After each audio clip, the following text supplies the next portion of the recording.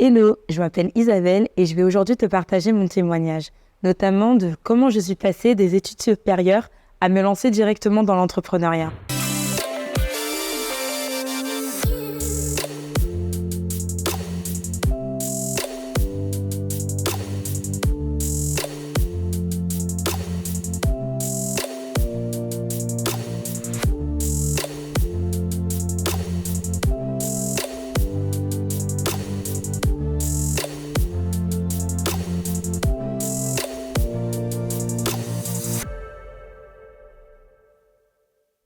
Tout d'abord, on va aller au niveau du bac.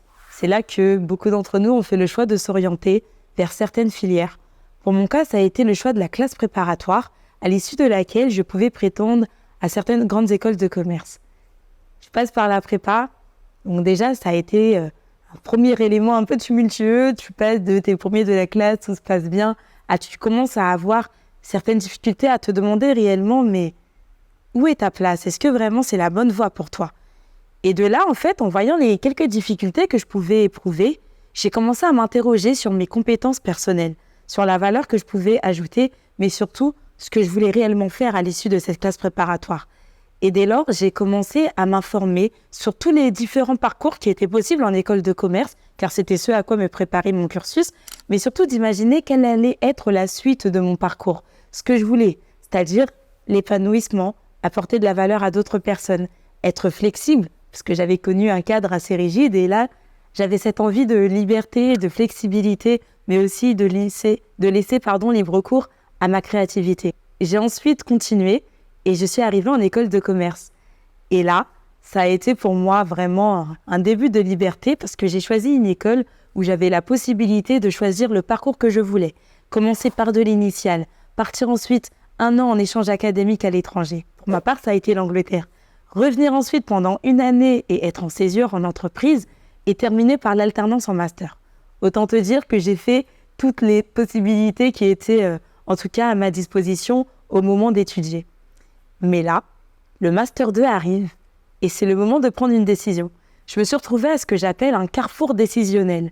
Plusieurs voies s'étaient offertes à moi depuis le bac et maintenant que j'arrivais en master, on pouvait se dire que c'était la fin d'un cycle, le cycle universitaire, le cycle académique, mais c'était le début de la vie professionnelle. Et j'ai presque envie de dire le réel début de la vie d'adulte. Et de là, je me suis dit, j'ai 2 voies qui s'offrent à moi. Ou je poursuis dans le monde de l'entreprise, notamment dans le salariat. À l'époque, j'ai fait mon alternance dans une compagnie d'assurance et je me disais, je m'y retrouve pas vraiment. Au niveau du salaire, c'était intéressant. De la flexibilité, ça répondait à mes attentes. Mais au niveau de l'épanouissement, je trouvais qu'il me manquait quelque chose. Et à côté de ça, j'avais tout plein de projets, tout plein de rêves que je voulais mettre auxquels je voulais donner naissance, mais pour lesquels je me suis dit, le cadre dans lequel je suis actuellement ne me le permet pas. Alors j'ai fait ce saut dans le vide. Je me suis dit, tu sais quoi, à la fin de cette année de master, je vais me lancer à mon compte. Folie pour certains de se dire, attends, t'as 23 ans, t'as même pas encore de réelles expériences professionnelles, si ce n'est stage, alternance. J'avais jamais eu de job étudiant. J'étais en train de découvrir vraiment un tout nouveau monde qui était le monde professionnel. Mais aussi, je me disais que là, il n'y avait plus ce filet de sécurité avec un parcours bien ordonné. Si je me lançais dans la voie de l'entrepreneuriat, c'est moi qui allais écrire ma propre histoire. Et c'est ce que j'ai fait. Donc j'ai commencé en me lançant, comme beaucoup, j'ai pris du temps à part et de me dire qu'est-ce que je veux vraiment. J'ai pris le temps de poser ma vision, de réfléchir à ce à quoi j'attendais dans ma vie personnelle, mais aussi dans ma vie professionnelle. Parce que il y avait des projets que j'avais et je me disais, c'est plus simple quand tu as un CDI, une stabilité financière, une certaine sécurité de l'emploi, un cadre serein pour te lancer et t'épanouir en te disant, dans tous les cas, ton manager est là pour te former. Tes collègues sont là pour créer une vie sociale autour de toi. Et puis, tu as la renommée de l'entreprise dans laquelle tu travailles qui contribue à faire que dans la société, on se dit, c'est génial, tu as tel CDI, tu as tel emploi, c'est trop bien. Et puis, tu as un plan de carrière qui est dicté lorsque tu es en entreprise. Mais moi, j'avais encore une fois choisi la voie de l'entrepreneuriat, celle où je me suis dit, je vais poursuivre mon propre rêve, ma propre vision. Et j'ai eu l'idée de lancer un projet et je l'ai nommé IKWHIA, I-K-W-H-I-A, qui signifie tout simplement I know who I am, je sais qui je suis. Parce que par les années de classe préparatoire par lesquelles j'étais passée, à un moment donné, c'est challenger cette question de se dire « Mais suis-je à la bonne place ? Qui suis-je réellement pour prétendre à des grandes études, pour pouvoir faire un certain parcours ?» Puisque des fois, tu passes de ta 15 sur 20 à ta 2,5 littéralement. Ton ego peut prendre un coup.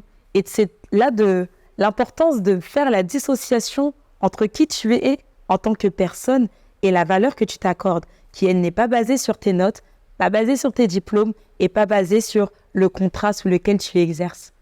Et de là, j'ai commencé à me dire, mais j'aurais aimé, à mon temps, avoir une personne qui me guide comme un mentor, un coach, un leader qui m'accompagne dans sa voie. Et de là, je me suis dit que ma plus grande valeur ajoutée, c'était qui je suis moi. Et je me suis lancée. J'ai commencé par faire l'inventaire de mes compétences. J'ai regardé à mes stages, j'ai regardé à mes expériences, mais aussi à mes passions. Et j'avais un fort intérêt pour le digital de manière générale.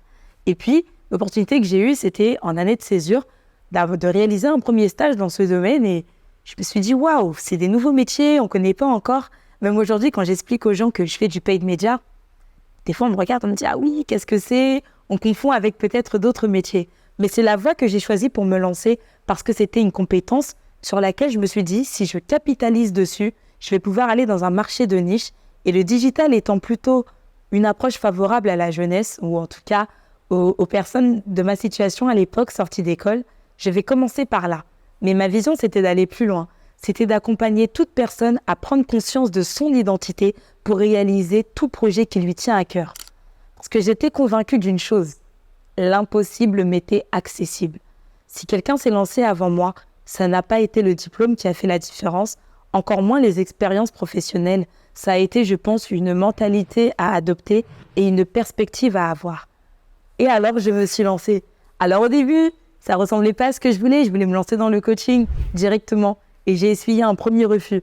J'appelle une école, on me dit « Mais quel âge avez-vous ? Mais vous êtes trop jeune, faut vous lancer dans la voie du coaching professionnel. » Et de là, ça a touché à mon ego et je me suis dit « Mais pourtant, c'est ce que moi j'avais sur le cœur, accompagner d'autres personnes professionnellement, à les aider à passer à une nouvelle étape de leur vie, à atteindre un objectif qu'elles se sont fixés pour le futur. » Et là, on me disait que ce n'était pas possible. Et qu'est-ce que j'ai fait ? J'avais deux choix. Ou je m'arrêtais là, je essuyais ce refus en me disant que je ne réussirais jamais et que l'entrepreneuriat n'était pas fait pour moi. Ou alors, je persévérais. Et c'est ce que j'ai fait. À l'intérieur de moi, je me suis dit, écoutez, d'une manière ou d'une autre, j'exercerai dans le milieu du coaching et j'entreprendrai ce vers quoi j'ai envie d'aller. Et donc, j'ai mis ce projet-là dans un coin de ma tête et j'ai persévéré en me disant, je vais aller dans le consulting et notamment dans le paid media. Et là, je commence à avoir un premier client, puis 2, puis 3. Puis je commence à me dire que finalement, j'ai réussi en l'espace de quelques mois à la sortie de mes études à moi-même me lancer dans un projet. Et je savais que cette expertise que je développais, j'allais ensuite la mettre à contribution de tout ce que j'allais faire dans le coaching et la formation par la suite. Mais surtout que j'allais pouvoir expliquer à d'autres qu'il est possible de commencer en étant jeune, en étant peu expérimenté, tout juste diplômé. Parce que mon diplôme à ce moment-là ne m'a donné aucune légitimité pour entreprendre. Par contre, l'audace, le fait d'aller à l'encontre des codes, d'aller quelque part dans un territoire qui m'était inconnu pour ensuite me l'apprivoiser et en faire mon safe place, ça a été la force qui m'a permis d'être là où j'en suis aujourd'hui. Et donc, depuis plusieurs années, j'ai développé ma structure, Ikuya. Ça a commencé avec du consulting. J'ai ensuite ajouté la casquette du coaching parce que par la suite, j'ai recontacté une école. Et cette fois-ci, on m'a entendu. On a écouté mes motivations, mes aspirations et on m'a laissé cette chance. Cette chance, j'ai su la saisir et elle a été pour moi l'opportunité de me déployer dans un domaine qui me tient à cœur. Et l'entrepreneuriat n'étant pas pour moi une finalité, mais simplement un moyen d'accomplir ma vision, tant professionnelle que personnelle, je me suis dit, je ne vais pas me limiter à être consultante, je ne vais pas me limiter à être coach, je vais également transmettre mon savoir, transmettre mes expériences, mais surtout former d'autres personnes, soit à l'entrepreneuriat, soit au niveau de leurs soft skills ou au niveau de leur leadership. Et c'est comme ça que les choses se sont faites et je suis devenue aussi formatrice au sein de mon organisme de formation. Pourquoi je te raconte tout ça ? C'est pas simplement pour faire étalage de ma vie, mais c'est pour t'encourager toi, qui peut-être est jeune aujourd'hui, qui a tout plein de rêves, tout plein d'ambitions, et puis tu te dis que ça va être difficile, que tu n'as connu personne d'autre avant toi qui s'est lancé dans cette voie-là de l'entrepreneuriat. Mais c'est pour moi l'occasion de te dire quelle est ta vision. Qu'as-tu réellement décidé d'accomplir dans ta vie et quelles sont les émotions que tu veux ressentir?